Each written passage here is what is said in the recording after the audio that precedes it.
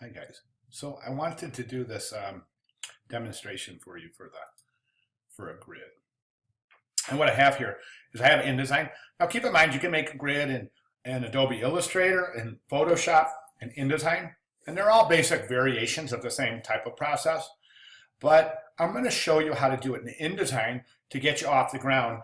And then you can take what you know here and maybe apply it to some internet searches or some Google searches regarding setting up a grid in Illustrator and in Photoshop, because I'm only going to show you InDesign, okay? Anyways, I've got InDesign open. You can't see my menu across the top, and I'm just going to say File, New, and I'm going to select Document.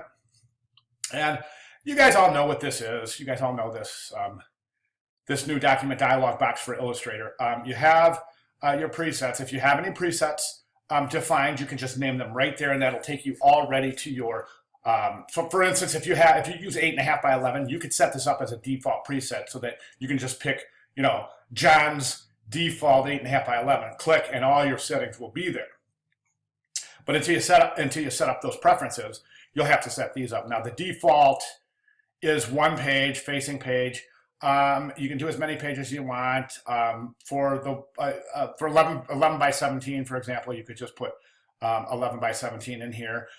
You would have to change, go into preferences and change, you know, your preferences to inches instead of picas and points. But eventually, please learn picas and points, because as a designer, all of your typography is measured in picas and points. And in the United States, we're kind of the only set of designers that uses inches.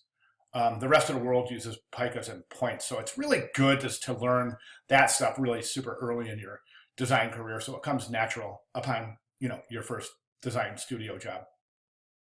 Okay, so anyways, then you have your margins and your bleed and slug set up right here, okay? But I'm going to ignore that for right now, and I'm just going to say, okay, we're just going to set up that default box. And this is a default InDesign document. But what I want to do is, again, across the top, only this time I want to say layout, and I'm going to say create guides. Okay, and that opens this box. And this is where we build our modular grid. I'm going to show you how to build it, and then I'm going to show you how to use it.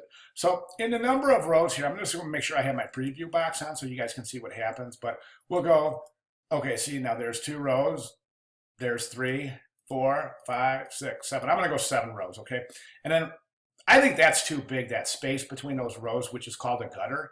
That's too big. So I'm going to bring that down to 0.9. I'm sorry, 0.7. And those are actually maybe even 0.5. Okay, so good. All right, now so I have 7 rows. All right, and now I'm going to do my column. So let's jump right over here, and I'll say, let's do 9 columns. Now let's make it a modular 7 by 7 grid with the gutter of okay, 0.5, and then I'm going to say okay. I want you to see something now. This page is now set up on a mathematical grid, meaning that if you abide by the rules of the mathematics within this grid, your page will ensure harmony, visual harmony. Even if your page isn't designed well, it's still going to be mathematically harmonious. Let me explain that to you, what I mean. Okay, so in our grid, I would go like this. Let's say I would say, I'm going to right down there, and let me just, I want to see how I can zoom in here without, I know I can do it, but I want to make sure you see it on screen. So let's go like this. So I'll just jump in here, and this right there is where I want to set up my first box. Okay, so I'm going to go to my text tool, my type tool, and I'm just going to draw my first type box, and I'm just going to draw it like right there, so it's within that particular playing area of the grid. I'm going to Command Z that because I pulled it out too soon. So there, and there. Okay, so there's my text box. Now I can just go and I'm going to say type, and I'm just going to say fill with placeholder text. Okay, so there's my first type box. Now if I come up here and I do the same thing, let me go in and grab my type tool. And this time I'm going to come in here, and I'm going to start right up here, and I'm just going to come across to here. Okay, and I am going to say type, fill with placeholder type, only this time I'm going to select all of that stuff there.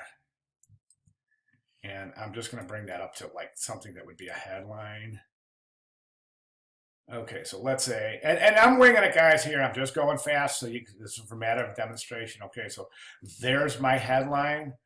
Okay, so if I take that type box, I can even move that out of the way, and I can still use the remainder of that grid there. But let's just say I need a subhead, okay? I'm going to come right over here, and let's just jump in here and say type, and I'm just filling with placeholder text, and then we'll format this to be the type size of maybe perhaps a subhead. Okay, so now we have that, and then let's say I have an image and I want to use an image. So let's go ahead and draw a placeholder box for an image. All right, let's go. Okay, let's just go like that. Let's go like that. Okay, there's an image. All right, now we need to add some more text. So I can come down here. This time I can go like this. And we'll take that to the end. And we'll say, we'll just continue that type. Okay, so, and then of course I see that's too close, so we'll move that down just a bit. And I'm gonna just Command 0 that to get the full size. And I'm gonna back off that a little bit, and you can see, now if I turn my, what do I want to do? Okay, so if I come over here, I just want to show you what is gonna,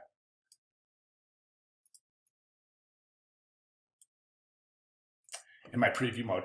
So you can see now that this page is I mean, like I said, I winged it, but this page is universally harmonious. Why? Because it's mathematically correct. Okay, does that make sense? If not, you have to get with me so I can explain it.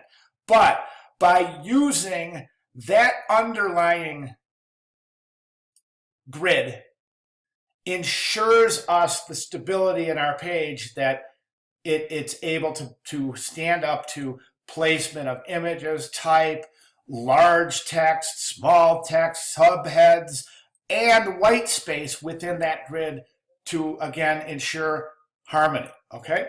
Hope that makes sense, guys. And now listen, I want you to take this is how you do it in Adobe InDesign. And of course, as we know, and we're learning, there's 10 different ways to do the same thing in any Adobe product. That's awesome. That's great. So take what you know here, do some Google image searches, and it'll tell you how to do a grid in Photoshop and in Illustrator, which you both will absolutely be using grids in both. Okay. Thanks, guys. Any questions? Give me a holler. Okay.